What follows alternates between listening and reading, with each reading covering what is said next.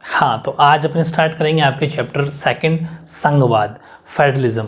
और 2-3 बातें मेरी ध्यान से आपको सुननी है। देखो, अपने चैनल की खास बात क्या है कि अपन जो भी पढ़ेंगे दोनों लैंग्वेज में पढ़ेंगे, ऐसा मौका कहीं नहीं मिलेगा आपको। दूसरी बात, मेरा सिस्टम क्या है कि अपन पढ़ते हैं क्वेश्चन बना बना के। ऐसा नहीं कि स्क्रीन, बड़ी सी स्क्रीन ले ली, उस पर पूरा चैप्टर की फ़ोटो लगा दी और बस उंगली से घुमाते रहेगी, ये ऐसा ऐसा हो गया, ऐसा हो गया, 1-2 घंटे के अंदर वीडियो बन गया, चैप्टर खत्म, ये लो क्लास पढ़ लो साहब। इस ऐसे पढ़ाई नहीं होती। ऐसा तो फिर आपके पास बुक पढ़ी, पढ़ लो उसमें से। प्रॉब्लम कहाँ आती है, ध्यान से सुनना। प्रॉब्लम वहाँ आती है, खूब सारे स्टूडेंट्स के साथ ऐसा होता है, इवन आपके साथ भी हुआ होगा कि आपको चैप्टर याद है, पूरा चैप्टर याद है, लेकिन एग्जाम में क्वेश्चन कैसा आएगा ये नहीं पता, या फिर एग्जाम में क्वेश्चन जब आया तो क्वेश्चन समझ में नहीं आया कि यार ये क्वेश्चन क्या था। घर आके देखा, अरे इसका ये आंसर, ये तो मुझे आता था, लेकिन क्वेश्चन वहाँ पर आपको समझ में नहीं आया, इस वजह से आप आंसर नहीं लिख पाए। इसलिए थ्योरी तो आपके पास बुक पड़ी है, आपको चैप्टर मेरे साथ पढ़ना है, बुक में आप देख सकते हो कुछ चीज़ें, लेकिन आपके एग्जाम में क्वेश्चन कितना लेवल के आ रहे हैं। आपके एग्जाम में क्वेश्चन MCQs आ रहे हैं, मतलब ऑब्जेक्टिव MCQs आ रहे हैं, मतलब जिसमें 4 ऑप्शन होते हैं।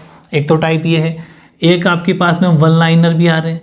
1 लाइनर का मतलब जिसमें 1 या 2 लाइन के अंदर आंसर देने होते हो। और तीसरा SAQ, मतलब थोड़े शॉर्ट आंसर टाइप के जो क्वेश्चन होते हैं, SAQ मतलब जिसे अपन लघुतरात्मक बोल सकते हैं, हिंदी में लघुतरात्मक हो गए। और लास्ट हो गए लॉन्ग, यानी कि ऐसे टाइप जो होते हैं निम्नात्मक, जिसे अपन बोलते हैं। ये इतने टाइप के क्वेश्चन आते हैं। इसमें आपको ऑप्शन रहेंगे, इसमें 1 से 1.5 या 2 लाइन में आंसर देना होता है, इसमें 5-6 लाइन में आंसर देना होता है, 5 to 6 लाइन में आंसर, इसमें कम से कम 15 से 20 या फिर 25-30 लाइनों में आंसर देना होता है। ये सब पता होना चाहिए। अब मेन चीज़ है, इतना बड़ा पैराग्राफ टाइप थ्योरी होती है SST, तो उसके अंदर क्वेश्चन कहाँ से बन सकता है, पूरा डिटेल में अपन इस चीज़ का नॉलेज करेंगे। दूसरी बात, फ्यूचर में आपको ये मौका कहीं नहीं मिलेगा दोनों लैंग्वेज सीखने का, ये बहुत ज़रूरी है। इसलिए दोनों लैंग्वेज, स्क्रीन नहीं लगाता मैं इसीलिए, क्योंकि मैं खुद नोट्स बनाऊंगा लाइन टू लाइन, बिल्कुल कहाँ से कौन सी चीज़ छोड़नी है, कौन सी चीज़ रखनी है, वो पता होना चाहिए। पूरा एक एक अपने ऑन वर्ड्स के अंदर पर नोट्स बनाएंगे। उसके बाद में जैसे चैप्टर खत्म होगा, हर चैप्टर के बाद में एक MCQs का टेस्ट होता है, ठीक है। उसमें जितने भी MCQs बन सकते हैं, जितने भी, लाइन टू लाइन, उसमें आपको हाथों हाथ आपका खुद ही अपन आप चेक कर लोगे, आंसर भी साथ के साथ आप आंसर होते चले जाते हैं। उसके बाद में एक टेस्ट होता है, एक तो MCQs का टेस्ट अलग होता है, फिर एक टेस्ट होता है जिसके अंदर 1 लाइनर और इन तीनों को मिला के एक बड़ा सा वेरी इंपॉर्टेंट सा टेस्ट होता है, जिसमें एग्जाम में पिछले सालों के आए हुए क्वेश्चन भी होते हैं और आने वाले क्वेश्चन भी होते हैं। वो दोनों टेस्ट आपको देने होंगे, तब जाके शानदार तैयारी हो जाएगी।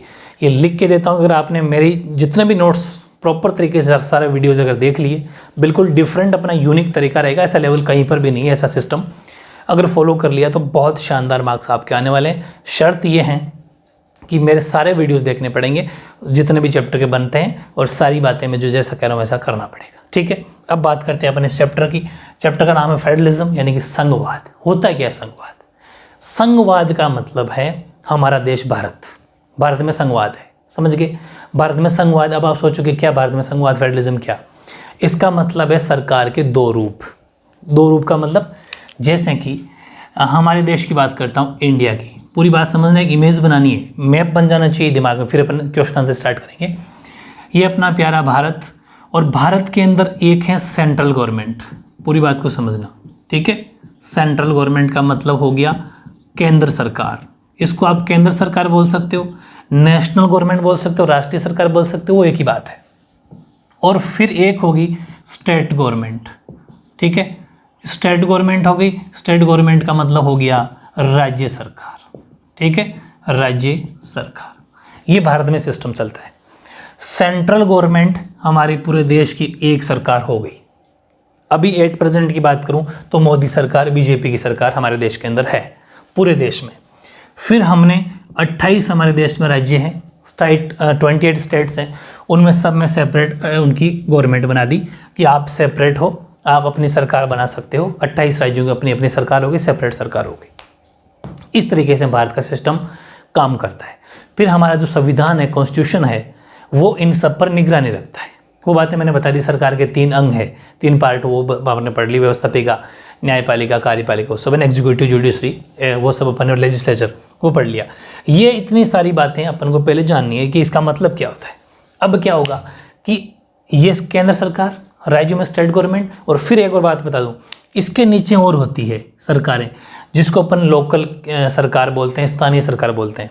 जैसे कि अगर मैं शहरों में बात करूं, सिटीज़ में, ध्यान रखना ना, अगर मैं सिटीज़ में बात करूं तो सिटीज़ में आप अपने आसपास देख लेना, वहाँ पर नगर निगम या फिर नगर पालिका होगी, ठीक है, या तो नगर निगम, बड़ा शहर है तो नगर निगम या फिर नगर पालिका।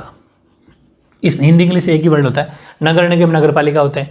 और ये अपन रूरल की बात करें, यानी कि जो ग्रामीण इलाके हैं, वहाँ पर आपने देखा होगा, वहाँ पर पंचायतें होती है, ठीक है, यानी कि पंचायतें होती हैं, हिंदी में और इंग्लिश में पंचायतें बोलते हैं।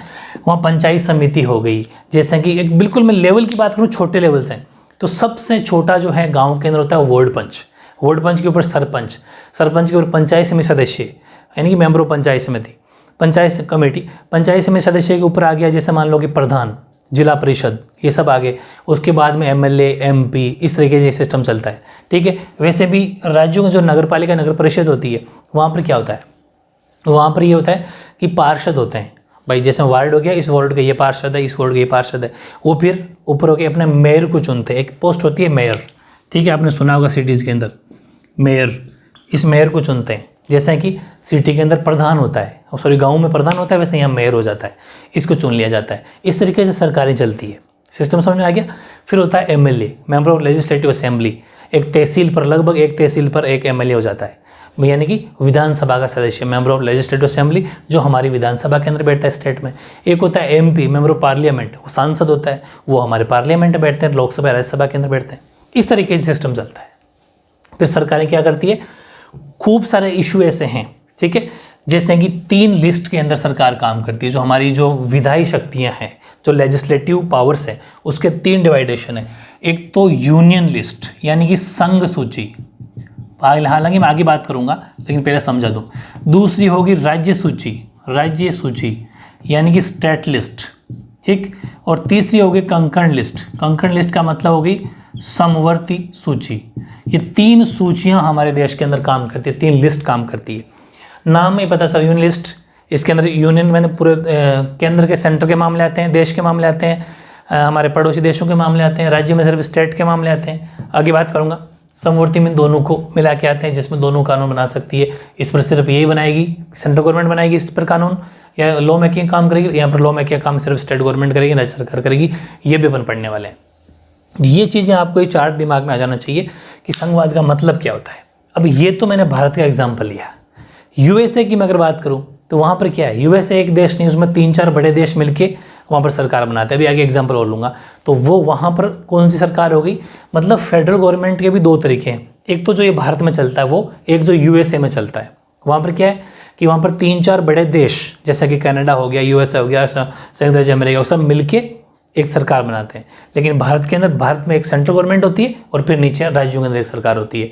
इस तरीके से हमारे सिस्टम चलता है। तो बहुत ही शानदार चैप्टर है, बिल्कुल क्वेश्चन आंसर अकॉर्डिंग टू पढ़ना है, साथ के साथ नोट्स बनाना है। ऐसा नहीं कि स्क्रीनशॉट लेके छोड़ दो, साथ के साथ नोट्स बनाओ, बहुत शानदार आपकी तैयारी होने वाली है, ठीक है। तो अब अपन स्टार्ट करते हैं अपने क्वेश्चन आंसर। हाँ, अब देखो क्वेश्चन, ये कहना चाह रहा हूँ, ये है अपना फॉर्मेट, बिल्कुल प्रॉपर क्वेश्चन, किस पैराग्राफ से कितने क्वेश्चन बनेंगे, छोटा बड़ा सब कुछ, ठीक है। फर्स्ट क्वेश्चन ले रहे हैं अपन, जो भी अपने पूरा चार्ट बना के समझा था वही चीज़, डिफाइन फेडरलिज्म, यानी कि संघवाद को समझाइए। बहुत इजी है, डेफिनेशन 1 मार्क्स में एग्जाम में आती है, सीधे सीधे लिखना है कि federalism is a system of government in which the power of divided between a central authority and various constituent units of the country.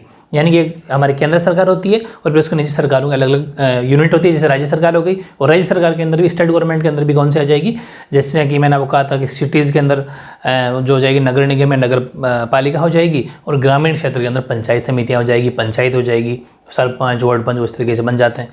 तो इस तरीके से वो आगे से आगे यूनिट्स होती है। यानी कि संघवाद से क्या अभिप्राय है, तो संघवाद शासन की वह प्रणाली है जिसमें सत्ता का विभाजन केंद्रीय प्राधिकार, या केंद्रीय प्राधिकार मतलब सेंट्रल गवर्नमेंट, ठीक है, और सरकार की जो अंगीभूत इकाई है, मतलब उसके जो नीचे और पार्ट है छोटे छोटे, उन सब के मध्य होता है, वही फेडरलिज्म है।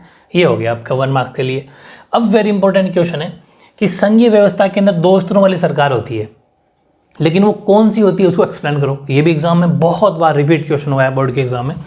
Explain the 2 levels of government found in federalism. तो वो 2 कौन कौन से हैं, हालांकि मैंने अभी आपको पूरे चार्ट में पूरी इमेज आपको दिमाग में फिट कर दी, तो कोई टेंशन वाली बात नहीं है कि संघीय व्यवस्था के 2 स्तर हैं। The 2 levels of government are, first एक सरकार जो पूरे देश के लिए होती है, जिसके जिम्मे राष्ट्रीय महत्व के विषय होते हैं। One is government for the entire country that is usually responsible for a few subjects of common national interest. जैसे कि इंडिया की बात करता हूँ मैं, भारत की बात करता हूँ।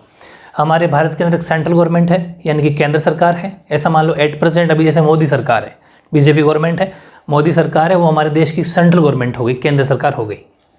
ठीक है, वो पूरे देश के ऊपर उनकी बात कौन से इश्यूज़ पर, जैसे कोई राष्ट्रीय महत्व के विषय हो, ठीक है, जो हमारे देश की बातें हो, चाहे वो पॉपुलेशन से कोई बिल लाना हो, चाहे वो एजुकेशन से रिलेटेड कोई लाना हो, बहुत ऐसे जो राष्ट्रीय नेशनल इंटरेस्ट के इशू हो, चाहे वो अदर कंट्री के रिलेशन की बात हो, इन सब के अंदर जैसा वो सेंट्रल गवर्नमेंट कहेगी वैसा ही होगा। ठीक है, या फिर कोई ऐसी आपदा आ गई हो, जैसे अभी कोरोना, ये कोविड का टाइम जब आया था, जो कोरोना जैसी महामारी आई थी, तो इसमें क्या हुआ था कि सेंट्रल गवर्नमेंट ने कह दिया कि लॉकडाउन लगे, तो लॉकडाउन लग गया, फिर स्टेट गवर्नमेंट को उसके अकॉर्डिंग फॉलो करना पड़ा, देश में लॉकडाउन लागू कर दिया। जैसे अभी नोटबंदी हुई तो मतलब कि जब वो मोदी ने अनाउंस किया था तो उसके बाद नोटबंदी हो गई। नहीं, मतलब ऐसे जितने भी कोई देश के रिलेटेड कोई इशू होंगे वो सब अपन को सेंट्रल गवर्नमेंट की बात को मानना पड़ेगा।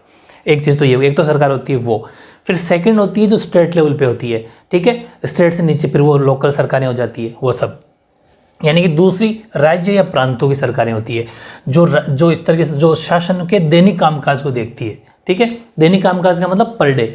जैसे कि अपना स्टेट है, सबका अलग अलग राज्य है, भारत के अंदर 28 स्टेट्स हो गए, इन सब राज्यों में अपनी अपनी स्टेट गवर्नमेंट है। ठीक है, तो उन स्टेट गवर्नमेंट के अंदर क्या होंगे, जो भी काम होंगे अपने राज्यों से रिलेटेड, चाहे वो पुलिस का काम हो तो पुलिस, हर स्टेट की पुलिस अपनी सेपरेट पुलिस होती है, वो उसके अंदर कामकाज देखेंगे, दैनिक कामकाज वो अपना सोल्व करेंगे। कोई राष्ट्रीय या फिर सेंट्रल गवर्नमेंट से रिलेटेड कोई इशू होगा तो फिर आगे पहुंचेगा, वरना राज्य की सरकार, स्टेट गवर्नमेंट ही उसको कंप्लीट कर लेगी। तो ये भी समझना है कि other level are the government at the provinces, या फिर स्टेट्स मान लो, स्टेट्स, ये स्टेट्स है भाई। ठीक है, स्टेट हो गया ये states, but look after the day to day administration of the state. ठीक है, और एक सबसे बड़ी चीज़, ये लास्ट लाइन और लिखनी है पॉइंट बना के, कि सत्ता के इन दोनों स्तर कौन से, केंद्र सरकार और राज्य सरकार, सेंट्रल गवर्नमेंट और स्टेट गवर्नमेंट, ये दोनों लेवल जो हैं, दोनों जो टायर जो हैं, इनकी सरकारें अपने अपने स्तर पर स्वतंत्र होकर अपना काम करती है। जैसे कि स्टेट गवर्नमेंट बिल्कुल फ्री है वो, फ्रीडम है उसको, इंडिपेंडेंट है वो, बिल्कुल आज़ाद है वो, अपने राज्य से रिलेटेड कोई भी काम हो, चाहे वो पुलिस का काम हो, चाहे उसको अपने राज्य के अंदर कितने हॉस्पिटल खोलने हो, चाहे अपने स्टेट के अंदर उसको कितने भी कॉलेजेस खोलने हो, वो उसको स्वतंत्र है, उसको सेंट्रल गवर्नमेंट से परमिशन लेने की ज़रूरत नहीं है, वो अपना सेपरेट काम कर सकती है। ठीक है, both levels enjoy their power independent of each other. ठीक है, केंद्र सरकार अपनी वहाँ आज़ाद है, फ्री है, और हर राज्य सरकार, स्टेट गवर्नमेंट अपनी यहाँ फ्री है। बस ये ध्यान रखना, बहुत इंपॉर्टेंट, 2 क्वेश्चन कंप्लीट हो गए। तीसरा है चीफ फीचर्स ऑफ फेडरल, या फिर की फीचर्स ऑफ फेडरलिज्म, यानी संघवाद की मुख्य विशेषताएं। बहुत बार क्वेश्चन आया ये भी, संघवाद की मुख्य विशेषताएं क्या हैं। तो मेन चीज़ क्या है, स्क्रीन लगा के लाइनें खींच दी, पूरी बड़ी स्क्रीन लगा दी, और यूँ बस आगे से आगे स्लाइड खिसका दी, 1 घंटे पर वीडियो पूरा चैप्टर खत्म। उसमें कोई पढ़ाई थोड़ी ना होती है, उसमें तो फिर आपको ये पता ही नहीं चला किस पैराग्राफ से कौन सा क्वेश्चन आएगा। ठीक है, तो ये जैसे किस क्वेश्चन का क्या आंसर लिखना है, बड़ी मेहनत लगती है दोनों लैंग्वेज में लिख के बताना। तो ये सबसे डिफरेंट और सबसे यूनिक तरीका है। अब समझना है आपको कि संघीय व्यवस्था की कुछ महत्वपूर्ण विशेषताएं निम्नलिखित है। Some of the chief features of federalism are mention below. कौन कौन सी है? पहली, संघवाद का अर्थ है विभिन्न स्तरों पर सत्ता का बंटवारा, यानी federalism means power sharing at various level. कैसे? एक केंद्र सरकार जो प्रदेश पर होती है, फिर स्टेट गवर्नमेंट के फिर नीचे फिर स्थानीय सरकारें। जैसे कि आप एक गांव से शुरू कर लो, मैंने अभी जो आपको चार्ट बनाया था, वार्ड पंच, सरपंच, प्रधान, पंचायत समिति, सॉरी, फिर प्रधान, फिर जिला परिषद, आगे से आगे होती है, वो सिस्टम है, समझ गए? तो इस तरीके से इसमें सरकार 2 या 2 से अधिक स्तरों वाली होती है, बिल्कुल हो सकती है। देयर कैन बी 2 और मोर लेवल्स ऑफ पावर शेयरिंग। ठीक है। नंबर 2, अलग अलग स्तर की सरकारें एक ही नागरिक समूह पर शासन करती है, चाहे सरकार कोई सी भी हो। राज किस पर करेगी, शासन किस पर करेगी? हम सब पर, अपन जो नागरिक हैं, अपने सिटीजन पे, इंडिया के जो सिटीजन उस पर राज करेगी। लेकिन ध्यान रखना, शासन करती है, पर कानून बनाने, ध्यान रखना, कानून बनाने, कर मतलब टैक्स वसूलने, और प्रशासन का उनका अपना अपना अधिकार क्षेत्र है। जैसे कि सेंट्रल गवर्नमेंट है, उसको कोई बिल लाना है पॉपुलेशन से रिलेटेड, वो वहाँ पर बिल ला सकती है। उसके अंदर स्टेट को भी उस बिल को मानना पड़ेगा, स्टेट उस गवर्नमेंट उसके अंदर इंटरफेयर नहीं कर सकती। ठीक है। दूसरी बात, टैक्स लेना, जैसे कि अभी जीएसटी का एक बिल लागू कर दिया, वो सेंट्रल गवर्नमेंट ने लागू कर दिया। जीएसटी जो फूड जितने भी आइटम्स होते हैं, चाहे वो कोई सा भी हो, उस पर जीएसटी लगता है 18%, 12%, वो अलग अलग जीएसटी होता है। वो सेंट्रल गवर्नमेंट ने टैक्स लगा दिया, वो लगेगा, वो सेंट्रल गवर्नमेंट का टैक्स है, केंद्र सरकार के पास जाता है। ऐसे ही स्टेट गवर्नमेंट के पास में, स्टेट जितने भी यहाँ राज्य के जितने भी लोग हैं, स्टेट के जितने भी लोग, उनका टैक्स का पैसा आता है, वो अपना मन चाहे कोई सी भी रेट से टैक्स ले सकती है, ठीक है, वो उस पर डिपेंड है। तो ध्यान रखना, दोनों ही सरकारें, चाहे वो सेंट्रल गवर्नमेंट हो चाहे स्टेट गवर्नमेंट हो, करती तो नागरिकों पर ही राज है, शासन है, लेकिन कुछ मामलों में वो सेपरेट है, आज़ाद है। चाहे वो कानून बनाने का मामला हो, चाहे वो कर वसूलने, मतलब कानून बनाने का मतलब है कि कुछ कानून सेंट्रल गवर्नमेंट बनाती है तो कुछ स्टेट गवर्नमेंट भी अपने यहाँ बना सकती है, कुछ नियम कायदे वो बना सकती है, यहाँ की विधानसभा के अंदर बिल पास हो जाएगा, ठीक है, वो चीज़ है। और अगर वो केंद्र सरकार बनाएगी तो वो पार्लियामेंट में हो जाएगा, समझ गए। या फिर कोई प्रशासन है, प्रशासन का मतलब ये होता है, एडमिनिस्ट्रेशन का मतलब ये होता है, 3 चीज़ें बताई मैंने, एक कानून बनाना यानी कि लॉ मेकिंग, दूसरा कर वसूलना टैक्स लेना, और तीसरा हो गया प्रशासन एडमिनिस्ट्रेशन। एडमिनिस्ट्रेशन का मतलब क्या हुआ कि जैसे कि स्टेट गवर्नमेंट है, उसके अंदर कितनी पुलिस लगानी है, हर राज्य की पुलिस, जैसे राजस्थान पुलिस, यूपी पुलिस हो गई, हरियाणा पुलिस हो गई, वो सेपरेट उनकी पुलिस होती है। कितने पुलिस अधिकारियों को या पुलिस की वैकेंसी निकालनी है कि 10,000 पुलिस भर्ती करना है, 20,000, वो उनकी छूट है, क्योंकि वो उन पुलिस को, जो स्टेट की पुलिस होती है, उनको पैसा स्टेट सरकार ही देती है, राज्य सरकार देती है, उसमें सेंट्रल गवर्नमेंट का कोई इशू नहीं है। हाँ, लेकिन आर्मी है, मिलिट्री है, आर्मी को पैसा सेंट्रल गवर्नमेंट देती है, ठीक है। जैसे कि रेलवेज हो गए, रेलवे भी पूरा सेंट्रल गवर्नमेंट के अंडर में आता है, लेकिन अगर कोई राज्यों के अंदर कोई रोडवेज बसें चलानी है तो रोडवेज बसें चला सकती है, उनका सेपरेट है, वो स्टेट गवर्नमेंट के पास पावर है। तो ये चीज़ें अपन को जाननी चाहिए, ठीक है, ये बहुत लेवल की बातें हैं। इन तीनों में वो अपना अपना क्या बोलते हैं, अपना अपना अधिकार क्षेत्र है, वो जो चाहें उतनी रोडवेज बसें चलाएं, जो चाहें उतनी पुलिस की भर्ती निकालें, जो चाहें वो टैक्स लें, जो चाहें उतना पेट्रोल डीजल के रेट रखें, वो फिक्स है, कोई टेंशन वाली बात नहीं है। तभी तो हर स्टेट के अंदर, अलग अलग स्टेट के अंदर, राज्यों में पेट्रोल और डीजल की रेटें भी अलग अलग होती है, ठीक है। Different types of government govern the same citizen, हालांकि करती सब हमारे सिटीजन के ऊपर ही राज है, लेकिन but each tyre has, tyre का मतलब level, but each level has its on jurisdiction in specific matters of legislation, taxation and administration. तीनों में बिल्कुल सेपरेट है, अपना आराम से फैसला कर सकती है। तीसरा, संविधान सरकार के हर स्तर के अस्तित्व और प्राधिकार की गारंटी और सुरक्षा देती है, बिल्कुल सही है। The existence and authority of each tyre of government is constitutionally guaranteed. Guaranteed का मतलब ये है, अपन सरकार को वोट करते हैं, ठीक है, चाहे वो स्टेट के अंदर करो, चाहे वो सेंट्रल गवर्नमेंट के अंदर एमपीज बन के जाओ, मेंबर ऑफ पार्लियामेंट को अपन वोट करो, चाहे एमएलए को वोट करो, चाहे सरपंच को करो, चाहे किसी नगर निगम के किसी भी इलेक्शन में अपन पार्षद को करो, अपन वोट करते हैं, ठीक है। वोट अपन इसलिए करते हैं कि वो सरकार, वो जो रिप्रेजेंटेटिव हम जिता के भेज रहे हैं, वो आगे जाएगा और हमारा काम करेगा, ऐसा संविधान में लिखा हुआ है, उसकी रिस्पॉन्सिबिलिटी है। कॉन्स्टिट्यूशन में लिखा हुआ है कि ये काम करेगा, नहीं करेगा तो हम उसकी शिकायत करके उसको वहाँ से हटा सकते हैं, 5 साल से पहले भी हटा सकते हैं। तो ये कॉन्स्टिट्यूशन गारंटी देता है हमें, तभी तो हम वोट करते हैं, क्योंकि हमें संविधान पर भरोसा है, हमारे कॉन्स्टिट्यूशन पर भरोसा है, समझ गए ये बात। चौथी बात, संविधान के मौलिक प्रावधानों को किसी एक स्तर की सरकार अकेले नहीं बदल सकती, ऐसे बदलाव दोनों स्तर की सरकारों की सहमति से ही होते हैं।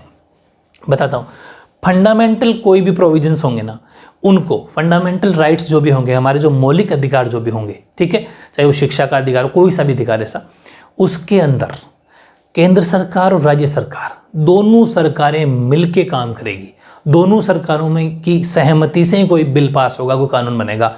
अकेले कोई भी कानून नहीं बना सकती, किसमें, फंडामेंटल राइट्स के अंदर, ध्यान रखना। तो fundamental provisions of the provisions of the constitution can not be unilaterally changed by one level of government, such change require the consent of both the level of government, ठीक है, government के दोनों level के अंदर इसको सहमति या yes करवाना पड़ेगा, ठीक है। जैसे मैं एक छोटी सी बात एग्जांपल देता हूँ, अगर आप थोड़ा बहुत न्यूज़पेपर वगैरह न्यूज़ पढ़ते हो तो अभी कृषि कानून आया, ठीक है, किसानों के लिए बिल लाया गया सेंट्रल गवर्नमेंट के द्वारा, उसको सेंट्रल गवर्नमेंट ने वहाँ पर संसद के अंदर पास कर दिया और वो बिल आ गया। किसानों ने बहुत भयंकर उसका अपोज किया, विरोध किया, लेकिन और उस टाइम में जब बिल आया था, सभी राज्यों को कहा गया सेंट्रल गवर्नमेंट के द्वारा कि इस बिल को लागू कर दो, सब स्टेट्स के अंदर लागू कर दो, हमने यहाँ से पास कर दिया, आप भी पास करो। तो नहीं पास किया, जैसे राजस्थान के अंदर पास नहीं हुआ, बहुत जगह स्टेट गवर्नमेंट ने उस बिल को माना ही नहीं कि नहीं हम नहीं मानते, सेंट्रल गवर्नमेंट पास कर दिया तो क्या हुआ। तो अब वो जब तक हर राज्य, क्योंकि राज्य के पास इतनी पावर है, स्टेट के गवर्नमेंट के पास इतनी पावर है कि वो हर बिल को, ज़रूर नहीं है कि सेंट्रल गवर्नमेंट कोई बिल पास कर दिया और यहाँ की सरकार मान ले, नहीं, दोनों की सहमति होगी तभी वो दोनों जगह पास होगा, वरना वो एक जगह भी रह सकता है, कोई ऐसी ज़बरदस्ती नहीं है। हालांकि बाद में तो आपने सुना भी होगा कि उसका भयंकर विरोध हुआ और किसानों की जीत हुई, मोदी सरकार को उसको वापस बिल को लेना पड़ा और वो बिल अब तो कैंसिल हो गया, खत्म हो गया, ठीक है। वो ऐसे लेवल की बता दी मैंने बात। अगले देखते हैं, लास्ट तो नहीं है, 5वां पॉइंट लेते हैं। विभिन्न स्तर की सरकारों के बीच अधिकारों के विवाद की स्थिति अगर बन जाए तो सर्वोच्च न्यायालय, यानी कि अगर राज्य सरकार और केंद्र सरकार के बीच में कोई विवाद हो जाए, जैसे मैंने अभी बिल की बात कर दी, जैसे किसान बिल का कोई मुद्दा हो गया सपोज, और किसान बिल के अंदर सपोज केंद्र सरकार ने बिल पास कर दिया, राज्य सरकार कह रही नहीं हम नहीं करेंगे, स्टेट गवर्नमेंट का, ऐसी कंडीशन कब होती है, जब सेंट्रल गवर्नमेंट जैसे बीजेपी गवर्नमेंट होती है और स्टेट गवर्नमेंट अगर कांग्रेस गवर्नमेंट होती है, मतलब दोनों अलग अलग पार्टियां अगर होती है, तो हमेशा स्टेट गवर्नमेंट सेंट्रल गवर्नमेंट की बातें कम मानती है, उनमें तनातनी रहती है। जैसे राजस्थान सरकार अभी कांग्रेस की है और वहाँ पर बीजेपी की है, तो उन्होंने बिल पास किया, इन्होंने बिल की हाँ नहीं करी, ठीक है। तो अब हाँ नहीं करी, ऐसा मान लो कि हाँ ये तो खैर विवाद खत्म हो गया, अगर विवाद खत्म नहीं होता, ये डिस्ट्रीब्यूट और बढ़ जाता, तो इस डिस्ट्रीब्यूट को टैकल कौन करता, हैंडल कौन करता, सुप्रीम कोर्ट। फिर ये मामला कहाँ जाएगा, सुप्रीम कोर्ट, हाई कोर्ट में नहीं जाएगा, सुप्रीम कोर्ट में जाएगा, और सुप्रीम कोर्ट फिर जो फैसला करेगा वो इन दोनों सरकारों को मान्य होगा, मानना ही पड़ेगा, ठीक है। तो द हाईएस्ट कोर्ट जो कि हमारा सुप्रीम कोर्ट है, लिख सकते हो हाईएस्ट को ब्रैकेट में, supreme court acts as a umpire if disputes arise between different levels of government in the exercise of their respective powers. उस टाइम पर जो सुप्रीम कोर्ट फैसला करेगा वही वैलिड होगा। 5 पॉइंट पढ़ लिए, 2 या 3 पॉइंट और पढ़ेंगे तब जाके इसका शानदार आंसर बनेगा। बहुत ज्यादा रिपीट क्वेश्चन बोर्ड के एग्जाम आने वाला है, इस बार भी वेरी इंपॉर्टेंट है, ठीक है।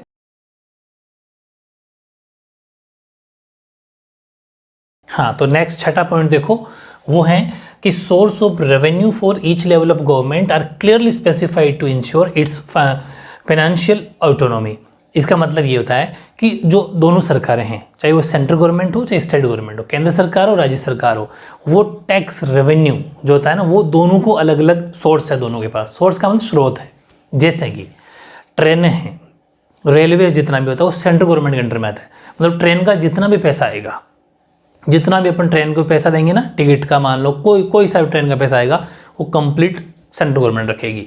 ऐसे ही जैसे कि जो ये होता है ना कि ये स्टेट हाईवे है या मेगा हाईवे हैं, है ना, वो जो नेशनल हाईवे हैं, जो NH है, नेशनल हाईवेज हैं, नेशनल हाईवे का जितना भी टोल टैक्स आएगा वो सेंट्रल गवर्नमेंट के पास जाएगा।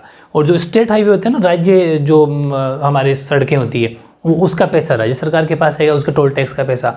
ऐसे ही जो राज्य की जितनी पॉपुलेशन है, यानी कि जो स्टेट की जितनी भी पॉपुलेशन जनसंख्या है, उस जो जितना भी वो पैसा कमाएंगे उनका पूरा टैक्स स्टेट गवर्नमेंट के पास जाएगा। समझ रहे हो? जैसे हम एक एग्जांपल ले लिया मैं, राजस्थान के जितने भी लोग हैं वो उनको जितना भी टैक्स पे करेंगे वो राजस्थान सरकार के पास जाएगा। वैसे ही सेंट्रल गवर्नमेंट के पास में यूनियन टेरिटरी के जितने भी होते हैं, केंद्र शासित प्रदेश जितने भी है, उन यूनियन टेरिटरी का उनके पास जाएगा, टैक्स का पैसा जाएगा। वो जो पैसा देगी जनता वो यहाँ की सरकार लेगी। वैसे ही जैसे कि ये GST लगा था, तो GST सेंट्रल गवर्नमेंट का बिल, GST जितना भी अपने पूरे देश में लगता है, GST जो 12% 18% जो भी टैक्स जाएगा पूरा सेंट्रल गवर्नमेंट के पास जाएगा। तो मतलब इस तरीके से दोनों सरकारों के पास में रेवेन्यू कलेक्ट करने के दोनों के पास में सेपरेट सोर्स हैं, स्रोत हैं। दिमाग फिट होगी बात? शाबाश। यानी कि वित्तीय स्वायत्तता निश्चित करने के लिए विभिन्न स्तर की सरकारों के लिए राजस्व के अलग अलग स्रोत निर्धारित करे हुए हैं। ठीक है, कि कौन सा पैसा आप रखोगे, कौन सा पैसा हम रखेंगे, वो फिक्स कर रखा है। लास्ट, इस प्रकार संघीय शासन व्यवस्था के दोहरे उद्देश्य हैं। द फेडरल सिस्टम दस हैज ड्यूअल ऑब्जेक्टिव। 2 ऑब्जेक्टिव कौन कौन से हैं? पहला कि देश की एकता की सुरक्षा करना, ये सबसे बड़ी चीज़ है, देश की एकता जरूरी है। यानी कि to safeguard a promote unity of the country, बहुत ज़रूरी है कि हम देश के सारे लोग, चाहे किसी भी जाति धर्म लिंग, सब एकजुट रहें, वो बहुत ज़रूरी है रहना। दूसरा, और उसे बढ़ावा देना, ठीक है, उसको प्रमोट करना। तथा इसके साथ ही क्षेत्रीय विविधताओं का पूरा सम्मान करना, while at the same time accommodate regional diversity. जैसे कि हमारे राज्यों में, हमारे देश में बहुत जगह जनजातीय इलाके हैं, ठीक है, यानी कि जो ऐसे वो जो मतलब कि अपन कहते हैं ट्राइब जो अलग अलग ट्राइब रहती है, जनजातीय इलाके, उनका अलग कल्चर है, उनकी बिल्कुल सम्मान करना चाहिए। उनको भी पॉलिटिक्स के अंदर उनको भी कहते हैं रिप्रेजेंट, उनका भी होना चाहिए रिप्रेजेंटेटिव। तो इसीलिए हमारी सरकार क्या करती है, सबके लिए, चाहे वो शेड्यूल कास्ट का हो, चाहे शेड्यूल ट्राइब का हो, चाहे हर किसी भी उसका हो, सबको हम बराबर रिप्रेजेंटेटिव मतलब बराबर प्रतिनिधित्व करने का मौका देती है हमारी सरकार। वो चीज़ें इस तरीके से ये अपन को, ताकि मतलब यूनिटी बनी रहे, सब एकजुट के साथ रहें, सभी धर्मों को एक साथ लेके चलते हैं। तो बहुत शानदार आंसर हो गया। अब एक लेते हैं क्वेश्चन 4। अब देखो, अगर आप सीधी थ्योरी पढ़ोगे, स्क्रीन पे सीधी यहाँ उंगलियां घुमाओगे तो क्या समझ आएगा, ये क्वेश्चन कहाँ से आएगा आपके सामने। होता है क्या, याद सब होता है, लेकिन क्वेश्चन क्या बनेगा पता ही नहीं चलता। इसलिए ये क्वेश्चन 2 से 3 बार बोर्ड के अंदर पूछा गया क्वेश्चन है। सारे क्वेश्चन इंपॉर्टेंट होंगे जितने भी मैं लूँगा। क्वेश्चन है कि संघीय शासन व्यवस्था के गठन के तरीकों को विस्तार पूर्वक समझाइए, यानी कि explain the detail in methods of formation of federal government system. या फिर इसी क्वेश्चन को ऐसा भी पूछा गया है कि why does one federal system differ from another federal system. Differ का मतलब different from the another federal system in the right balance between the central government and the state government, explain with 2 arguments. एक ही बात है, दोनों का मतलब same ही। अभी answer जब बताऊंगा तो बात समझ आ जाएगी। मतलब ये है कि जो केंद्र सरकार है, सेंट्रल गवर्नमेंट और राज्य सरकार जो है, इन दोनों के बीच में संतुलन, बैलेंस बैठाने के लिए संघीय व्यवस्था, एक संघीय व्यवस्था और दूसरी संघीय व्यवस्था, ठीक है, ये दोनों आपस में भिन्न क्यों हैं। 2 तर्क देके बताओ, 2 तर्क देके बताओ। या फिर ये जो है हमारी संघीय शासन व्यवस्था, ये कैसे काम करती है, कैसे बनती है।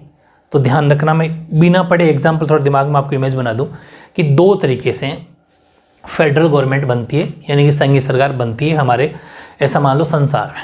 एग्जाम्पल ले रहा हूँ, जैसे कि यूएसए है, अमेरिका एक देश नहीं है, उसमें 2-3 राष्ट्र मिलके एक बड़ा देश है। जैसे कि कनाडा हो गया, ठीक है, संयुक्त राज्य अमेरिका खुद हो गया, ऐसे 2-3 देश मिलके यूएसए बन गया, यूनाइटेड स्टेट्स ऑफ अमेरिका हो गया।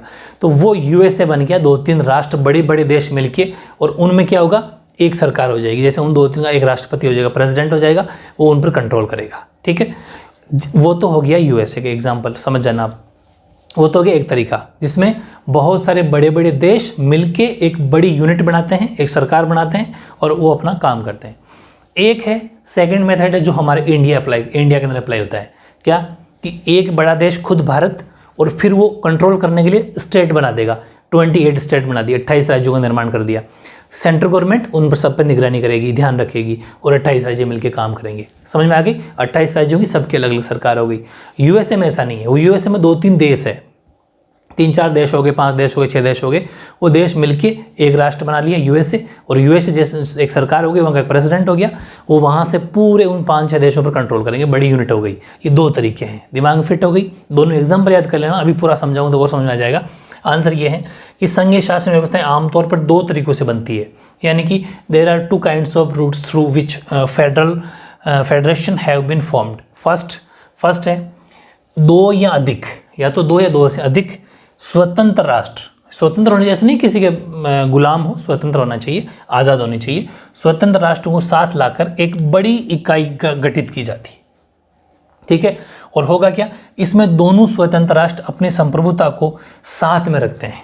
साथ स्वतंत्रता का मतलब ऐसा नहीं है कि जैसे कनाडा आया, कनाडा संयुक्त राज्य अमेरिका के साथ मिलकर सरकार बना ली, या फिर तो ऐसा नहीं है। कनाडा का जो कल्चर है या कनाडियन जो लोग रहते हैं वो अपनी बात रखेंगे, वो उनका कल्चर वैसा का वैसा रहना चाहिए, उनको बराबर रिप्रेजेंटेटिव उनके भी वहाँ जाने चाहिए, सब कुछ वैसा रहेगा, ठीक है।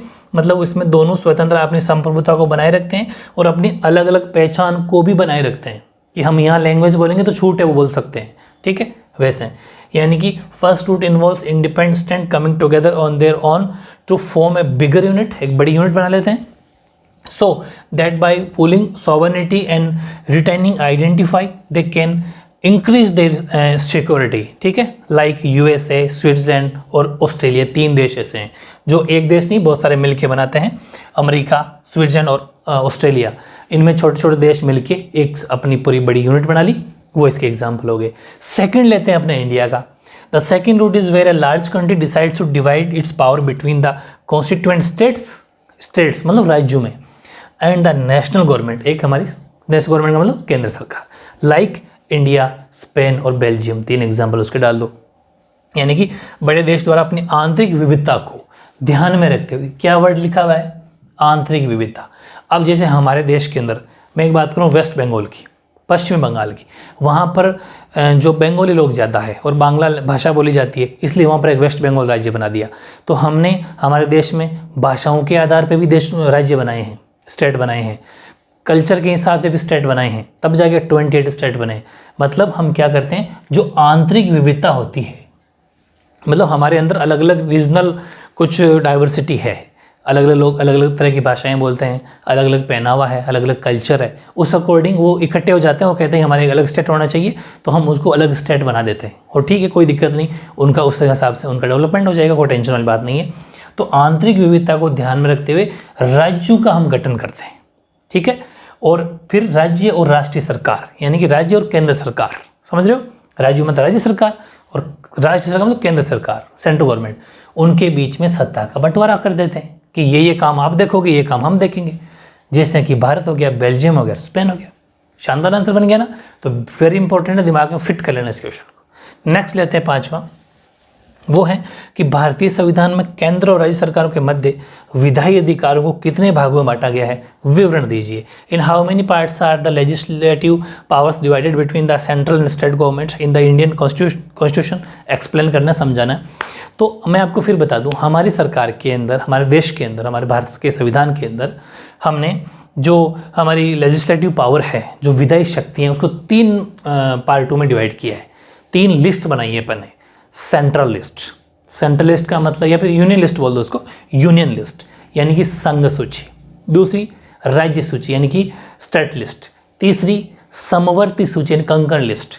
पहले नाम में पता चल रहा है यूनियन लिस्ट, संघ सूची, इसके अंदर जितने भी मामले होंगे वो सेंट्रल गवर्नमेंट के यानी सेंटर के मामले होंगे। राज्य सूची सेकंड कौन सी, स्टेट लिस्ट। स्टेट लिस्ट नाम से पता चल रहा है इसके अंदर राज्यों के मामले होंगे। राज्य मतलब सेपरेट अपना स्टेट होगा, वो अपने कोई पुलिस का मामला हो गया, वो अपना सेपरेट कुछ कर सकता है। और तीसरी है समवर्ती सूची, कंकर्ण लिस्ट।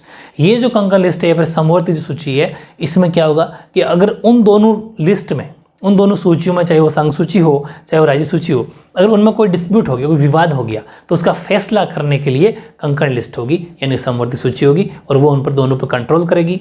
कोई गलत यूज़ नहीं करें किसी, मतलब अपने संविधान का, उन सब का, कॉन्स्टिट्यूशन का नियमों का ध्यान रखते हुए उन पर कंट्रोल करेगी, ठीक है। हालांकि तीनों में अभी एक एक बताऊंगा आपको, लेकिन थोड़ा पहले इमेज बनाना बहुत ज़रूरी है, तो आप समझ गए होंगे।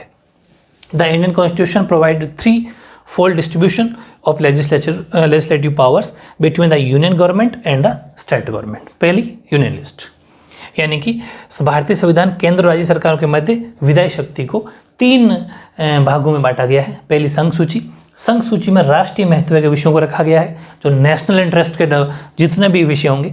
Union list include subject of national importance, such ऐसे बिलूंगा कौन कौन से, जैसे कि सिक्योरिटी का मामला हो गया, जैसे कि आर्मी का मामला हो गया, जैसे कि पड़ोसी देशों का हमारे कैसे रिलेशन है वो मामला हो गया, जैसे कि पड़ोसी नेबर कंट्री से कौन सा व्यापार करना है, कौन सा मतलब उनको करना है, वैसे मामले हो गए। सारे सब कुछ जो नेशनल इंटरनेशनल मामले हैं सब इसके अंदर आ जाएंगे, ठीक है। अभी अपन लेंगे एक एग्जाम्पल लेके, फिर अब आपको सारी बातें समझ में आ जाएगी।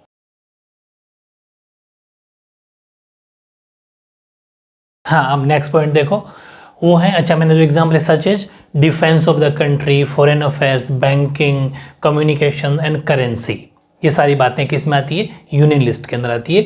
यानी कि जैसे कि प्रतिरक्षा, विदेशी मामले, बैंकिंग, संचार और मुद्रा। जैसे देखो विदेशी मामले मैंने अभी समझा चुका आपको कि हमें कौन से देश से कौन सा ट्रेड व्यापार करना है, वो सब। बैंकिंग भी इसी में आती है, जैसे कि स्टेट बैंक, जितनी बैंक्स हो गई, इन बैंक पे कंट्रोल, जो जितने भी कोई इशू हो गए इनके, वो सारे सेंट्रल गवर्नमेंट के पास जाते हैं। कम्युनिकेशन, जो संचार के बातचीत होती है वो भी। और करेंसी का मतलब है कि कौन से नोट हटाने हैं, कौन से नोट चलाने हैं, कब नोटबंदी लानी है, कब नोटबंदी हटानी है, सब बातें इसी में आती है, ठीक है।